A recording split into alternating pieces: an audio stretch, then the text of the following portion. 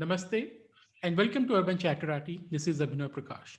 And today I'm joined by Omar Ali, who is a medical professional in California and also the co owner of the Brown Pundits blog, which you must have read or watched. I'm pretty sure about it. So, Omarji, welcome to the show. Namaste. Thank you, Abhinav, and it's a pleasure being here. My first time being interviewed instead of interviewing someone. So let's see what happens. There's always the first time for everything. So, let's start directly by asking something very interesting. So when you talk about or when you look at India today and you see this entire woke culture in America, do you find any resonance or relevance for that wokeism in India and also in Pakistan? So let's say, what is this new kind of cancel culture, woke culture you see in India and Pakistan? I mean, when you're sitting as an outsider sitting in America, what do you Yeah. see? I think, first of all, in Pakistan, it's the smallest of small fringe groups. So I won't take it too seriously in Pakistan, although there are people like that in Pakistan as well. I think in India, there's a sort of a disproportionate number of such people. I think, primarily because the left in India was a more powerful entity than it ever was in Pakistan. Right? Pakistan, they had to import even their Communist Party from India. The people came from India actually to try and set up a Communist Party in Pakistan. There was very little communist organization. And while leftists have been sort of disproportionately prominent in some fields like literature and media, they're not really a large group in Pakistan. And the kind of leftists you find, I think, still you'll find a lot of traditional leftists, people who believe in Marxism, Leninism, not so much people who believe in sort of post-Marxist American wokeism or whatever that is. That seems to be, and again, is a function of, this is an elite product. It's not a subaltern product at all. And these are people who have to be basically upper middle class and above. That's the first requirement for being woke, really. And they in Pakistan the numbers are smaller. So you see some people, if you go to Lahore or Karachi, you'll meet people who've been educated in the US or UK and who will say the same exact things that people in these countries are now saying, but their numbers are small.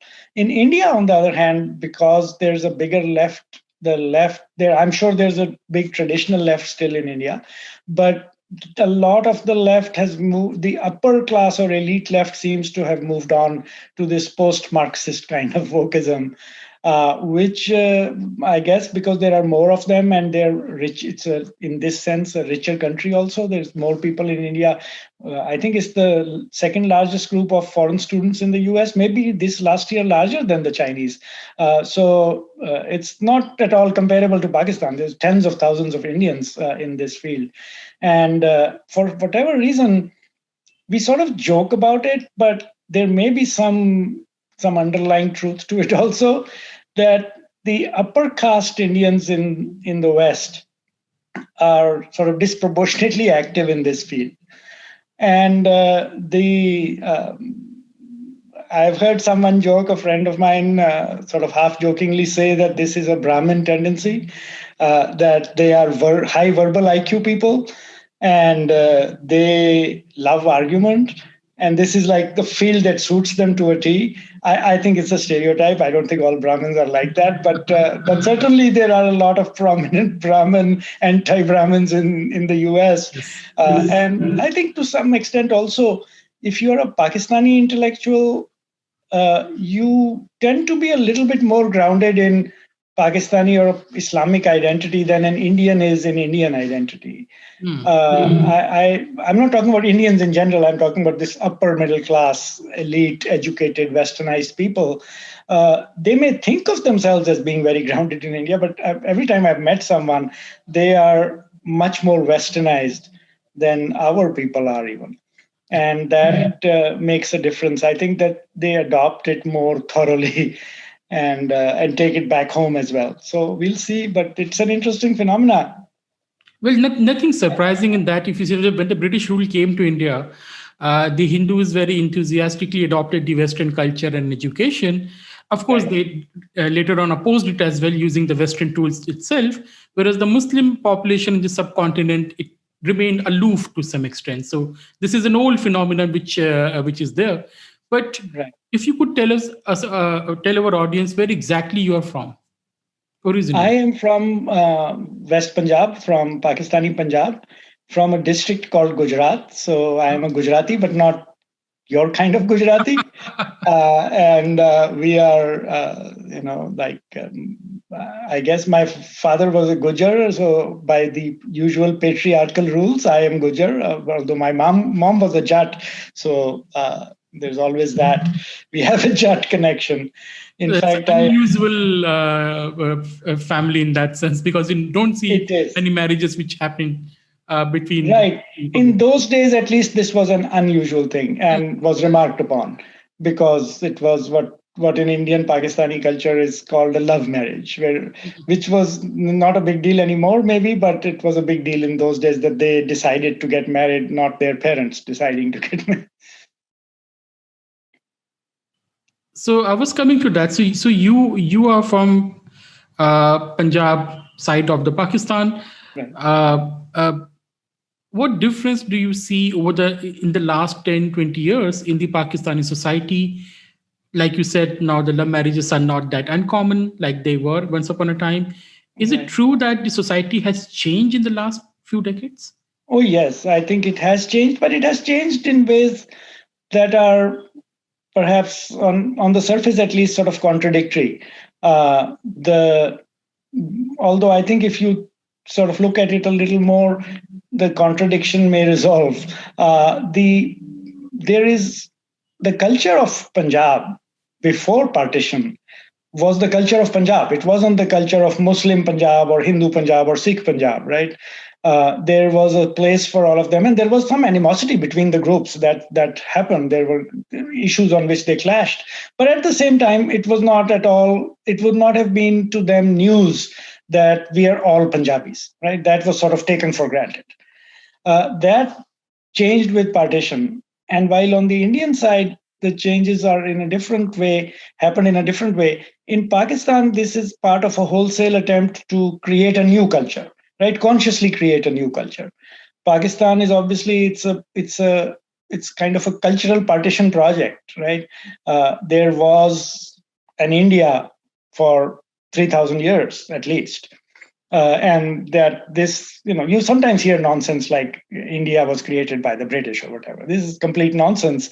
We know that there are people 2,000 years ago, when Alexander came to India, he called it India. They all took it for granted that this is a large landmass that has something in common. And these Indian people were different religions or whatever, but the dominant sort of theme as far as religion was obviously what is now called Hinduism, but the proper name for that may be Sanatan Dharma or whatever. People have different ideas about this, but that large subcontinent had a common culture as well, and that common culture is expressed in many ways, but most of all, probably we were joking about Brahmins, but Brahmins are the what the aristocracy in England would be to create an English identity. Not in the same way, obviously, they're not feudal lords in the same way, but they were the common pan-Indian cultural group. They had local loyalties, obviously, but they also had a pan-Indian view of themselves more than the other castes or groups would. And this situation continued until the influx of sort of the Turkish colonization of India. But the Turkish colonization of India created a new group of people, converts to Islam, who are also Indians, and who really, until the 1920s, would have been very surprised to learn that they're not Indian. Right, that would have been a complete shock to my grandfathers, for example, that anybody would think that they're not Indian. They're obviously Indian, but they're Indian Muslims. They were local people who had converted to Islam. But Islam is a kind of a political religion in many ways, and it has probably more than other competing religions, at least in this day and age, a tendency to create a political space also, not just a separate religion. And the Muslim elite had a different identification. the Muslim elite were an outside elite, right? They were people who came from Central Asia and Iran, and they saw themselves as foreigners in this land. And as they gradually indigenized, they did indigenize. I don't think that that's wrong to say that they indigenized. They did, but they did it with a sense of superiority and a sense of sort of a foreign origin. The lower class Muslims, who are obviously the vast majority of Indian Muslims, were Indians who converted. And these people did not automatically see conversion as the creation of a new political identity. They just saw it as a new religious identity in a country where religion has never been. I think this is something that I am still sort of trying to formulate a picture of this, and I don't have a good handle on it yet. But there is this element in kind of Indian history, I think. When Amartya Sen wrote The Argumentative Indian, Amartya Sen is almost a typical woke person himself, but there is some truth to the fact that there is such a thing as an argumentative Indian. It would have been natural in this culture for people to disagree and then argue with each other. It was not at all. Everybody argued, right? The Buddha has his dialogue with someone, and all these ancient texts and books, Upanishads, whatever. You look at them; they're almost always dialogues between people who are arguing with each other. And this, in that sense, it wasn't a uniform idea of religion or of anything. But with the coming of Islam, I think there is this kind of monotheist idea has an element of, what do you call it? I guess what they call the mosaic distinction, right? An inside-outside group thing. And the idea that there is one truth. Obviously, if there is only one truth, then everything else is false. And the idea that you're either saved or not saved. The idea that there is an end to history, that things are moving towards a final point. All these are not typically Indian ideas. I think that they're, in some sense, more or less imported to India. And I think it took a while for people when they convert. An ordinary conversion for ordinary people, normies are not that deep into theology. It's usually just a minor, it's other factors that cause that conversion. In our family, I think there is some folk memory of the fact that we used to breed horses and sell them. And maybe it was advantageous to be a Muslim selling horses to the Muslim cavalry. But somehow some ancestor in Akbar's time converted. And the Mirasis in the village would even recite those PDs in the old days. Now they're gone and nobody recorded them, so we have lost them. But they could recite a PD from the 14th century until the 20th, and it changed in the 16th into Muslim names. But that identity was, they thought of themselves as Gujars and as people who lived in this area, in this village, but people who had converted at some point. I think that conversion then, you look up to the upper class. They are the leaders of the community. They are the ones who set the tone and set the ideals. And they saw themselves as more separate than the lower class groups did. And the lower class groups, because they looked up to them or were led by them, eventually sort of half adopted their ideology as well. So anyway, this long story, but the idea is that it's only around partition that you see this sense that we are a separate people. Mm. And not just because we have a different religion or we don't get along with the neighbor, but because we are just completely separate. We are not the same people. Mm-hmm. And the Pakistani state has made a conscious effort to make this the central feature of Pakistani identity. That what is Pakistan, it's what is not Indian. Right? So it keeps changing. So sometimes it's an Arab identity. Nowadays it's Turkish identity. No, it's not Turkish though. I mean, people joke about it like that we were trying to be Arabs. Now we're trying to be Turks. All the Turkish shows, and those are our heroes. The tribal heroes of Turkey are our heroes. For us, those are. It's still the connection is with the Ummah, right? We are admiring the Turks not as Turks, but as people who are the leaders of Islam. Mm. And that it doesn't have to be an Arab. In fact, the Arabs are not held in such high esteem as people. Mm. As people, I think we hold Persians and Turks in greater esteem than we do Arabs. At least the contemporary Arabs are Yeah. not thought of very highly. Mhm. But the Turks have a better reputation, and for some good reasons, right? They had an actual empire. They're a relatively developed nation, Mm. and so anyway, this business of creating a new identity is ongoing. But this business also means that Pakistanis come to these clashes with one foot always in the Islamic camp. And for Indians, that doesn't seem to be necessary, right? Right wing Indians who are Hindutvaadis and are very into that whole ideology have a kind of a mirror image picture of themselves as being very distinct and separate.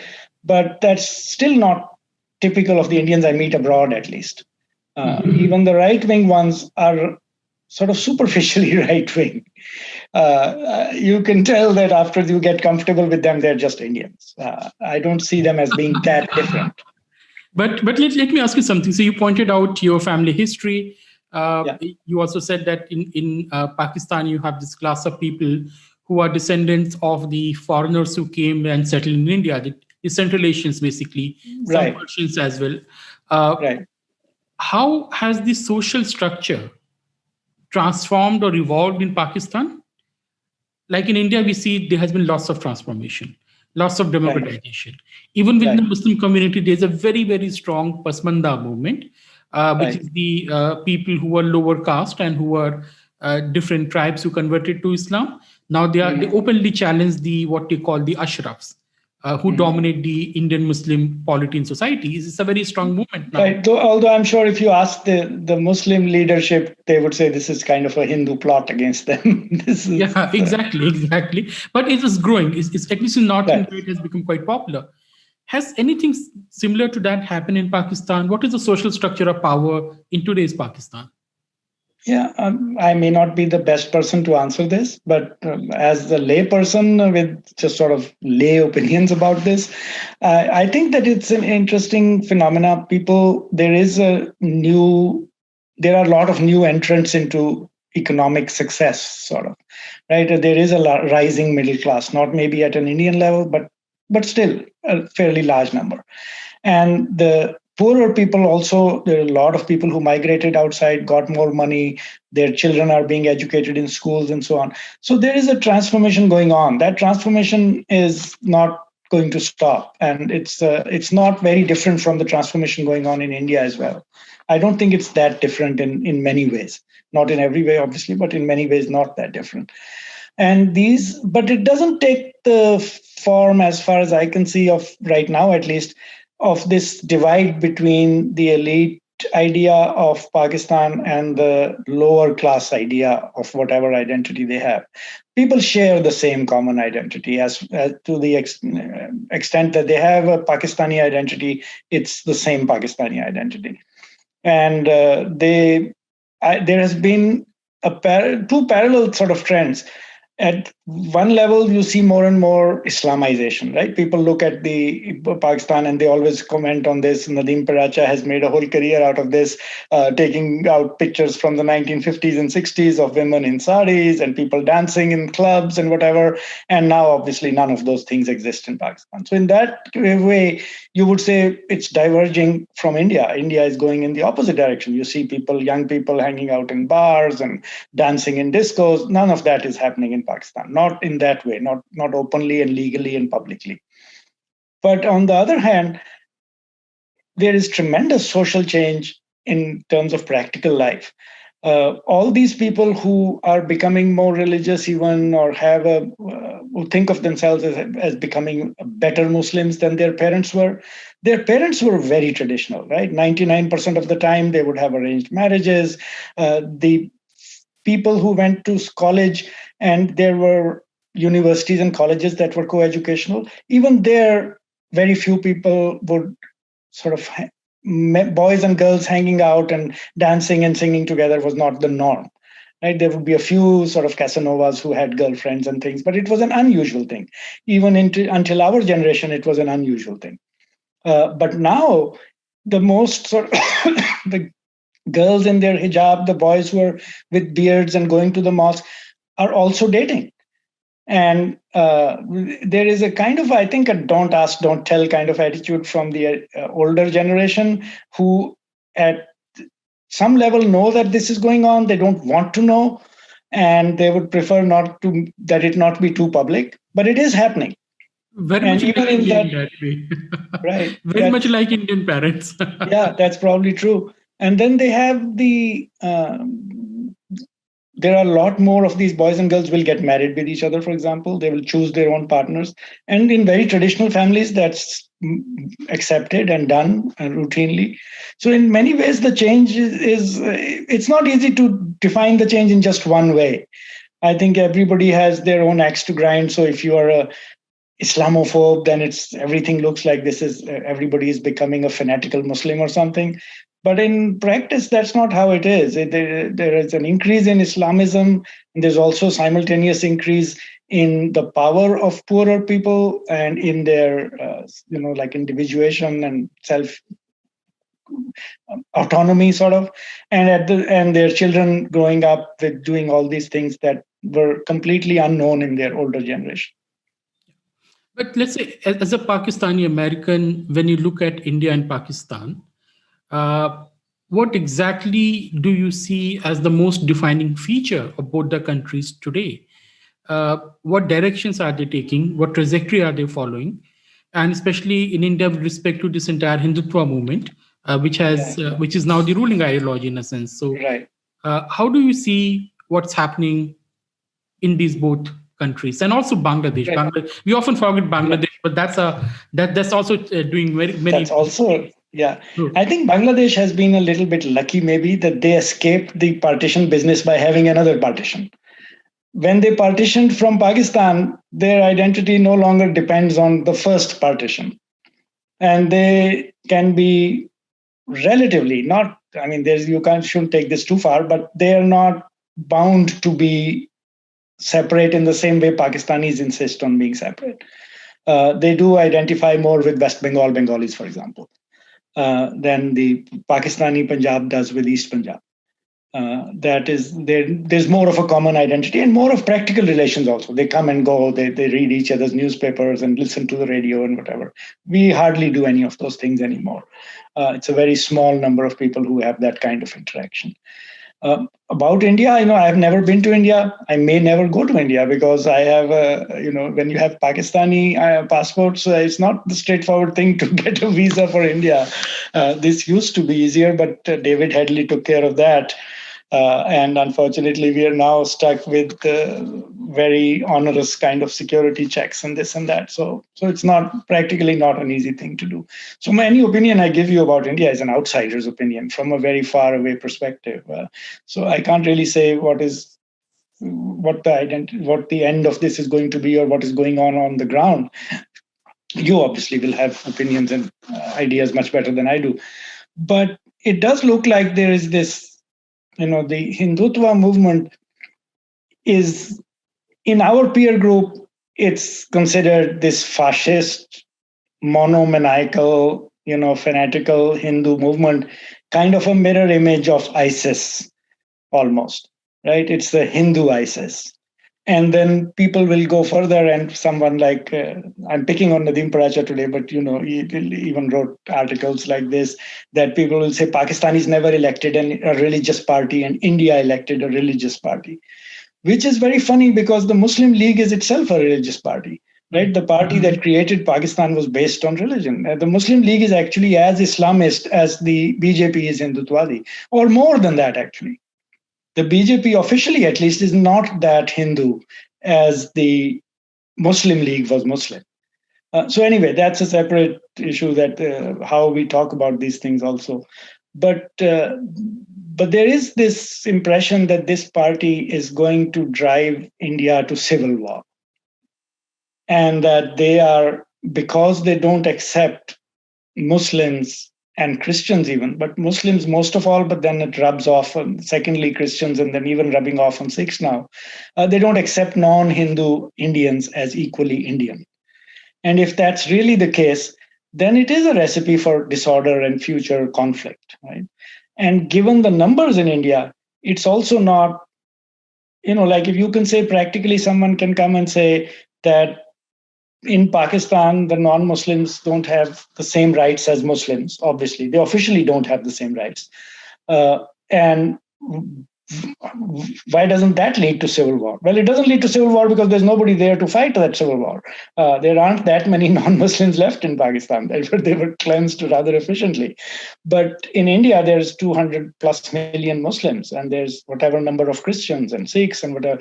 So just in practical terms, it's not easy to imagine this being a Pakistani, a kind of a Hindu Pakistan. Right? That would be very hard to achieve. And if somebody did try to achieve it, there will be a fight. There would be a civil war. It's not, there are people, I see people on social media sometimes who do seem to have that dream that one day we will have a Muslim Mukt Bharat or whatever. But in practice, I don't think they're that serious, or that they're that they have a serious chance. They don't. They can attempt it, but that attempt would lead only to massive violence. It would not lead to success necessarily. Mm-hmm. On the other hand, there is a model that exists in the West as well as in Pakistan or Turkey or wherever, of a dominant religion and dominant culture being dominant. In the US, as Vikram Sood pointed this out in his book, I think that's a nice chapter in his book, that the American president, the first thing he does after he gets elected is he goes to a Christian prayer breakfast, right? Every American president goes to church and does the usual thing with them and prays to God and Christ. And that is not at all unusual or exceptional. And it's not that it hurts us. As a Muslim American, I don't really feel threatened by the fact that Biden goes to church. He can go to church. This is a country of laws. The laws are secular and they are enforced to a great extent. This is a country that actually tries to enforce those laws. And as long as it does that, we have the same rights as anyone else. But the dominant culture and the dominant thing is there. If I wanted to run for governor of California, I would probably not have much of a chance as a Muslim. But if I converted like Bobby did and become governor of Louisiana, it's definitely possible. So there is a Christian identity element in the American culture, and I don't see anything very wrong with it, actually. Same thing, there are Christian Democrat parties in Germany and whatever. People take it for granted. The Church of England has a special legal status in England that no other church has or anyone. So in that way, if there was a parallel change in India, you should not find it surprising. And I find it sort of weird that people, and especially when Western people jump on it, because they're doing the same thing in their own country, they find it very strange in India. On the other hand, they may come back and tell you that it's not the same thing. We are comparing apples and oranges. As I said, these are countries with laws and systems and constitutions that they try to obey. How perfectly or imperfectly, but at least there is an attempt made. It still works as a legal system. And in India, they expect that this will not be the case, and that if there is a sort of saffronization of India, there will be real practical consequences for the people who are left out of that in-group.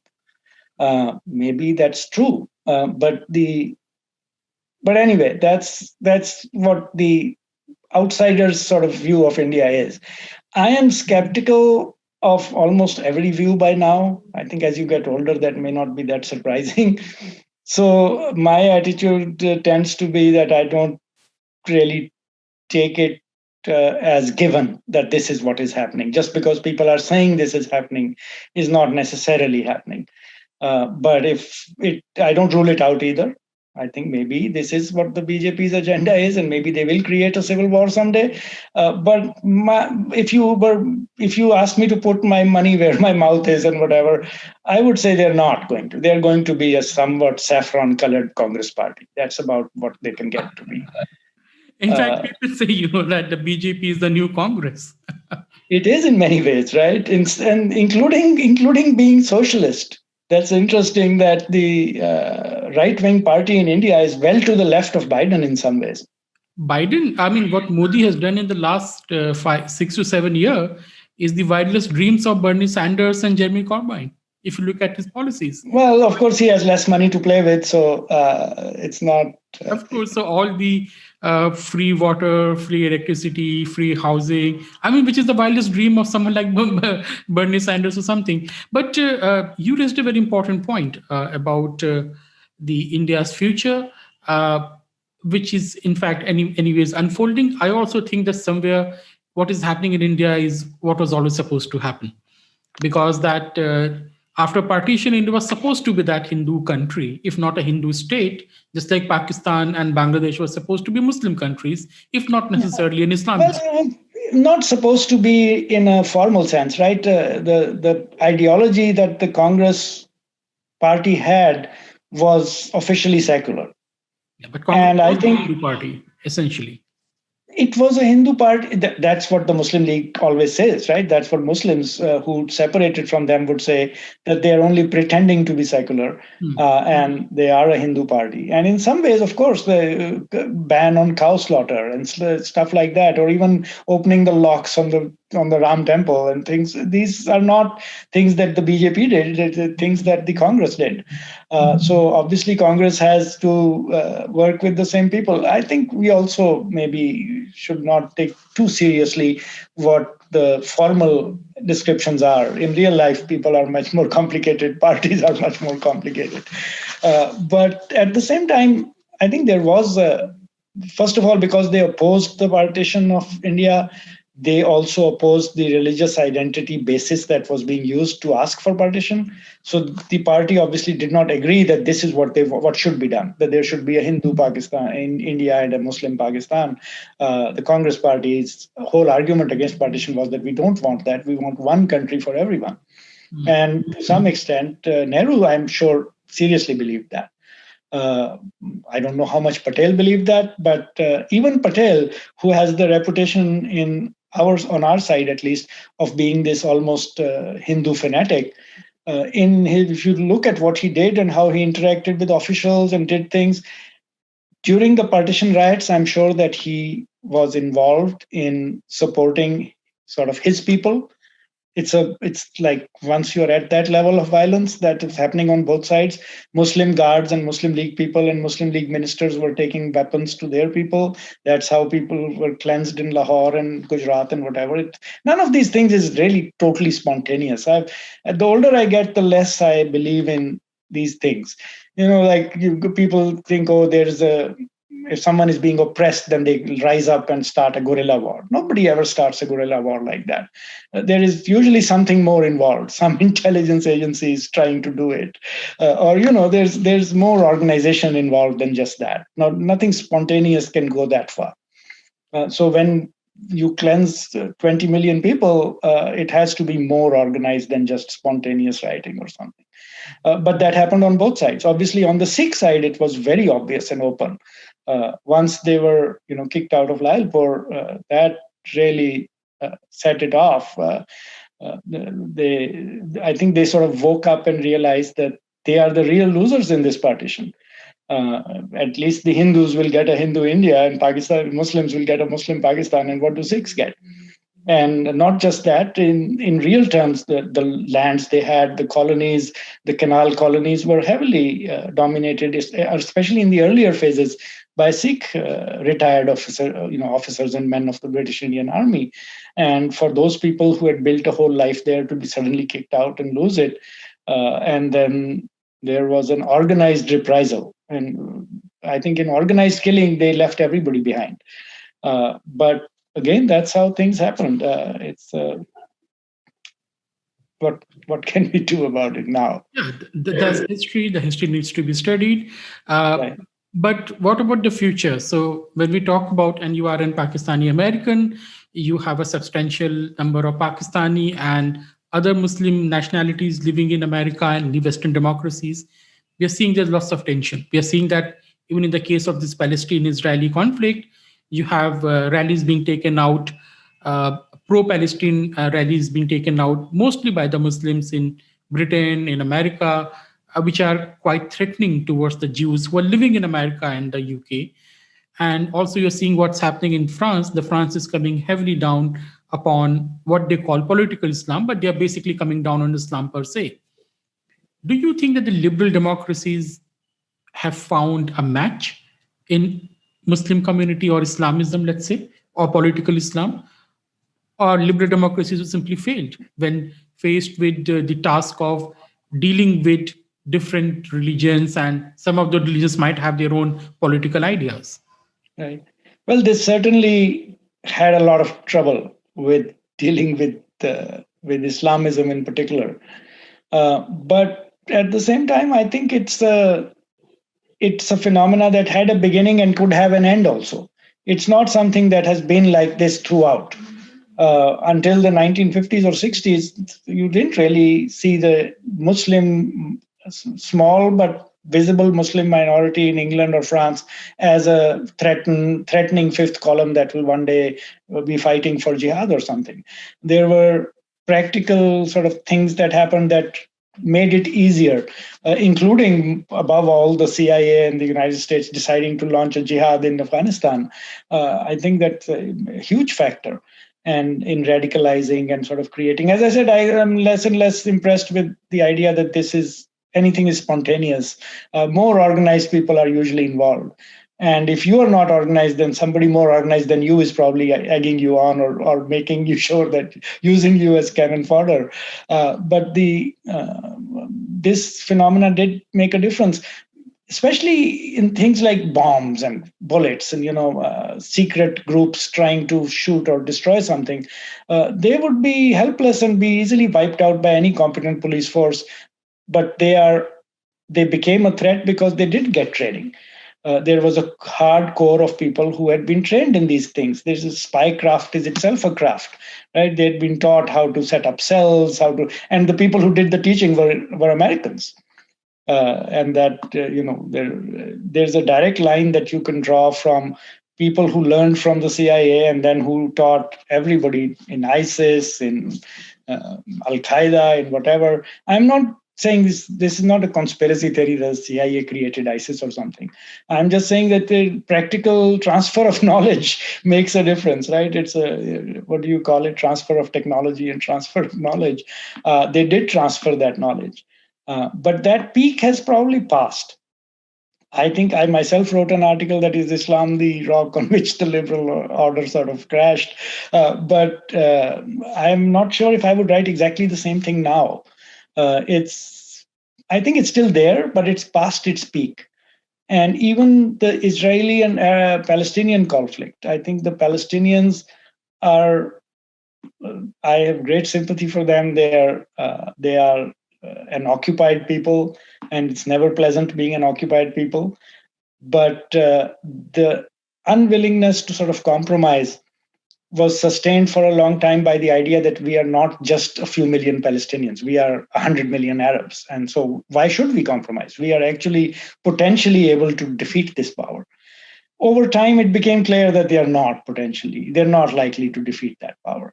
So the Arab countries have sort of lost that hope. And you can see it happening. Egyptians, Jordanians are not going crazy. Even now, even with all these images on the TV of bombs in Gaza and children dying, you don't see a huge eruption in Egypt or Jordan or these countries where you would have had a big street action in 50 years ago.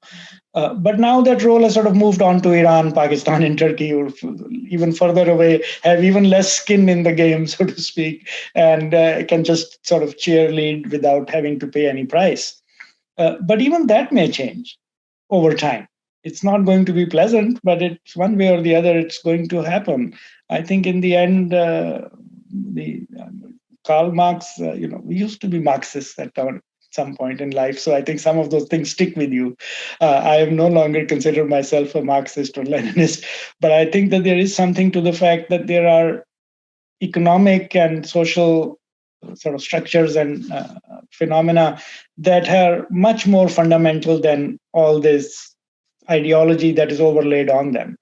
And once those things change, or those things matter, if there is a group of countries whose combined income is less than that of Switzerland, they're not really going to overthrow the world. They're not a challenge in that sense. They can create problems for people. There can be a long-running insurgency. It's a headache for everyone. A lot of people can suffer from it. But in the end, nobody's going to win that. This is not a winning party. The winning parties, in fact, I have this kind of unusual belief, I guess. I don't see in the Muslim world, I don't think there is a Muslim world in that sense, right? There's no practical possibility of a united ummah. And this is just another myth that is past its sort of sell by date. But if you look at the individual countries, probably Turkey is the most advanced of all these countries. And even Turkey is in no way a future superpower or anything like that. Future superpowers are still the old superpowers. It's Russia, America, China, Japan. These are countries that have real resources and power. And India is a potential competitor. I don't see Pakistan as a potential competitor. I know you has a long, long way to go. Oh, I know you said that in an article just like yesterday or something, right? Yeah. But I think it's easy to become too pessimistic or too optimistic in the middle of a crisis or a huge success. But as time passes, things come back. There's some regression to the mean. I think the optimism may have been too high 2 years ago, and maybe it's too low right now. But neither too high nor too low are likely to be correct. The truth is always somewhere where Bihari Baba said it's somewhere in the middle. So let me ask you. I mean, you have raised an important point that we might see, a reconciliation between the Islamic world and the Western democracy and modernity. Maybe what Saudi Arabia is doing and what Dubai has done, maybe the role model, maybe the beginning of some kind of Islamic modernity and a secular Muslim polity. But we don't know. Future is uncertain. No, I mean that you can have long arguments about whether it will be secular or not, whether it has to be secular or not. That's all one. But that I mean, secular like Germany, secular like UK, with their officially Christian, or they have a Christian-dominated polity, and maybe more Islamist than they are Christian. But still, there are going to be fundamental changes in the way they live, the way their economy operates, the way people get married, for example. It's happening all over the world. It's going to happen in the Islamic world as well. And it is happening, right? Arab countries, for social change is actually more advanced than it is in Pakistan or India even. They are relatively well-off countries, actually. And their younger generation is very different from what their parents used to be, and it's inevitably going to be, people make jokes about Bedouins and this, but Saudi Arabia is not a country of Bedouins anymore. It's a country where everybody got a free education, 99% literacy. Thousands of people have been to the best colleges in America and here and there. They're not dumb people. There is a real potential to be something, not to be a superpower or anything like that, but it's a country. It's going to grow and develop. In all the Gulf countries, the fertility rate is below the replacement level, except Oman, if I'm not wrong. There's just one country in the entire Gulf where the fertility rate is above 2.1, which itself shows the massive social transformation that has occurred, right? And people still have the impression, everybody's going around with 4 wives and 18 kids. That's not the case at all. That's not the case. True. But let me ask you the final question. It's this very interesting conversation, but we have to end. Like every good thing has to come to an end. What do you see the short-term future of Pakistan under Imran Khan? I think that Imran Khan and PTI looks like this entire Aam Aadmi Party and Kejriwal kind of phenomenon. Who came to Delhi, who are incompetent, who have no interest in. I think Kejriwal is more competent than Imran Khan. I really think that. I think that Kejriwal, his party may not have, taken off to the same extent. As an administrator or as a politician? As a politician. I don't know. As an administrator, he seems to have done a really bad job in the Delhi outbreak right now. So I'm not, nobody should be impressed with that.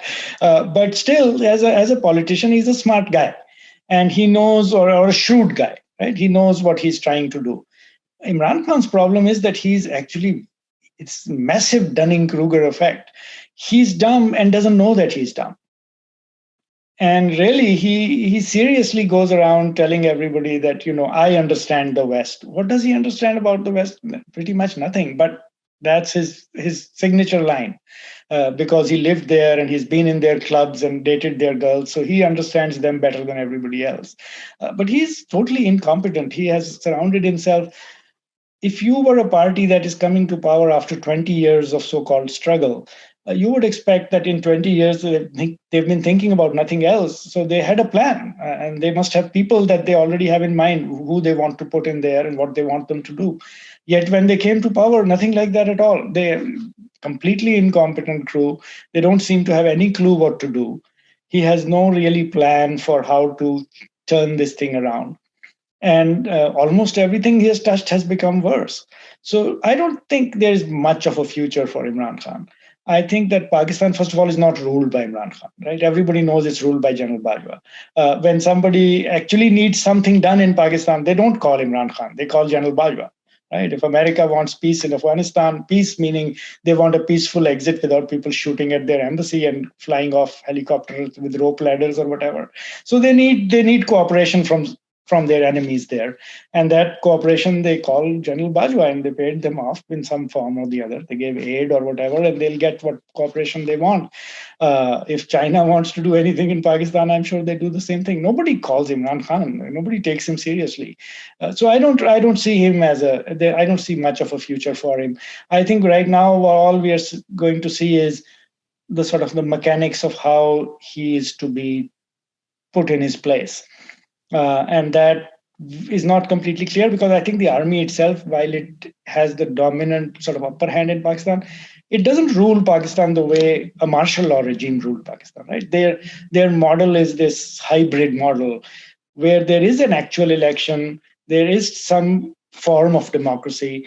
These people are elected. They do have, there are chief ministers and prime ministers and whatever, and they have real power or authority in many places. They can run the sanitation ministry or something, but nobody really lets them run the foreign ministry or the home ministry. Or the army actually had a term for it. They said we are going to supervise the mission critical ministries, and everybody else, the politicians can sort of run irrigation and something like that.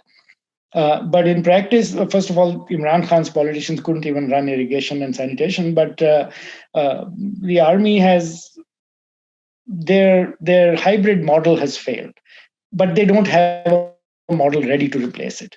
So they're also stuck right now, and they're looking for a way out. They're looking for someone to replace him, but it's very hard. In Nawaz Sharif, they don't trust because, and rightly so, he's someone who has learned his lesson and really wants to have civilian dominance in Pakistan. And that's something obviously the army as an institution doesn't want. And so they don't trust him. They may trust his brother with something, but even there, I think they are careful. They think the two brothers probably won't abandon each other, and in that case they don't trust this party. They may trust People's Party because it's led by Zardari, who has his price always. But the problem is that he is Zardari. He is actually a fairly shrewd person. He is much more competent than Imran Khan is, and he would, first of all, he would make sure his own corruption is completely saved. And the whole 10-year program was to tell people that these politicians are corrupt and we'll get rid of them and we'll give you some new clean slate and whatever. That clean slate thing doesn't work if you bring back Zardari. So they're really stuck. They don't really have good options and they don't know what to do about it. They don't want to take over directly because they've also figured out that all the blame for everything will come on them then. They will actually be in charge in sort of formally as well. So it won't be easy to put the blame on someone else. So I don't know how they will manage it, but it's very, very clear that they have lost faith in Imran Khan.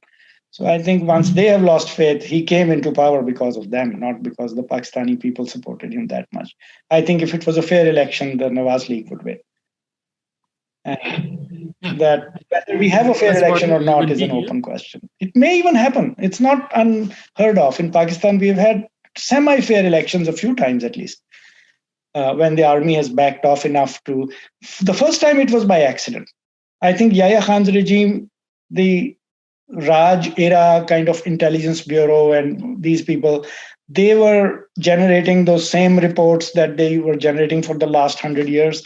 And someone there convinced Yahya Khan that there's going to be an election. And since nobody has ever had a general election in Pakistan before 1970, nobody really knew what is going to happen in the election. And they took it for granted that these people would know better than anyone else. These are the intelligence bureau people or whatever. And those people predicted that it's going to be a hung parliament.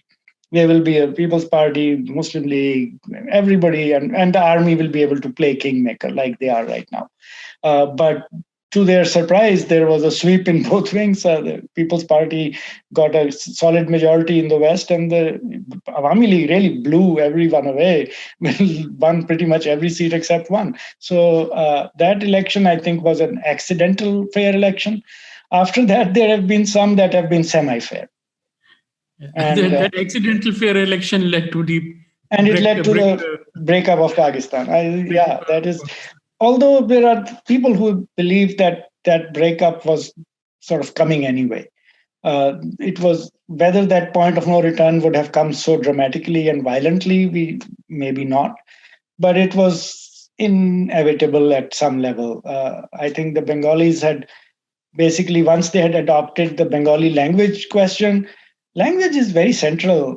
You cannot have this one country where half the country has a completely distinct language and script, and you don't understand each other. I think that 1,000 miles apart, it was not going to work.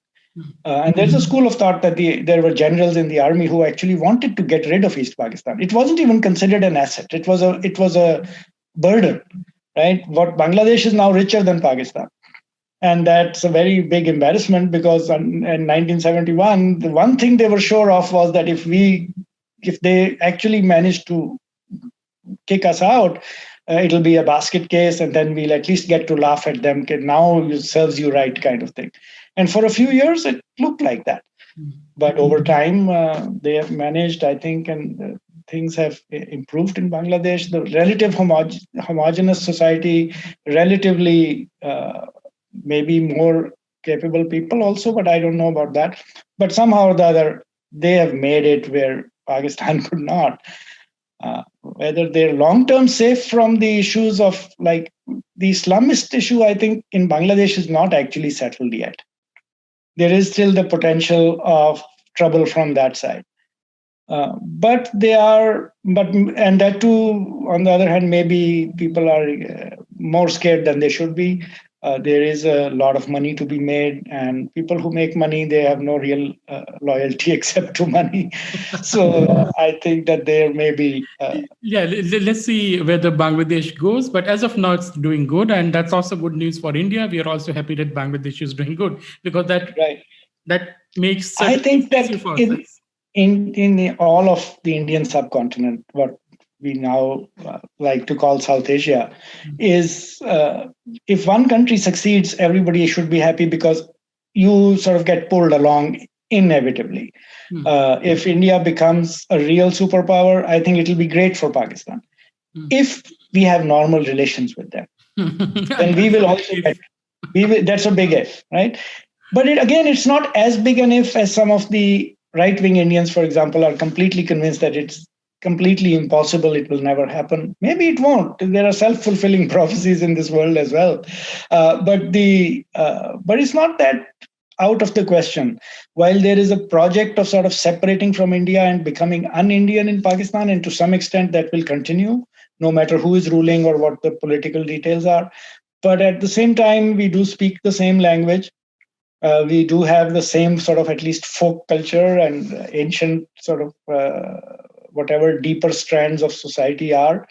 And economically, there is no way Pakistan is going to be a rich country that doesn't trade with either India or Afghanistan. That's just not possible. And especially with India. I mean, our rivers come from India. From Ludhiana to Karachi is shorter than Ludhiana to Gujarat. It makes no economic sense for these countries not to trade with each other. And it makes a lot of economic sense for them to actually trade and travel and everything. And while people say very harsh things about each other all the time. I think given the other side of it is that the moment things get better for only 6 months, you start to see, all this dancing with each other and giving mithai to visitors and this and that. It doesn't take that long for the sort of tide to shift also. So I'm optimistic. Let's see where Indian subcontinent goes and what we call South Asia, which lots of Right. countries, including me, don't agree to because South Asia is a problematic term for us. But anyway, so that's a different debate altogether. But thank you, sir, for talking to us and a wonderful, conversation. Listening to Pakistani American, how you see India and Pakistan from so far away, and as you said, this was your first interview. Yeah, I was completely unprepared in the sense that I didn't even think about it at all until But we that's the started. best part. That's the best part because it's a natural flow then. Yeah, this was just to me. This is like like Bengalis have an adda and where they sit and they just yap yap yap all night. This is just chatting away like that. I didn't sort of think through any of those answers, which is also why they're probably going to be incoherent. A lot of incoherent rambling in there. But well, I hope some things are interesting. Let's see. No, What it people was super find. interesting. It was super interesting. I think we will have lots of comments on it when I publish this video. But thank you Okay. for coming to the show, sir. Thank you for having me, Abhinav, and we'll be in touch.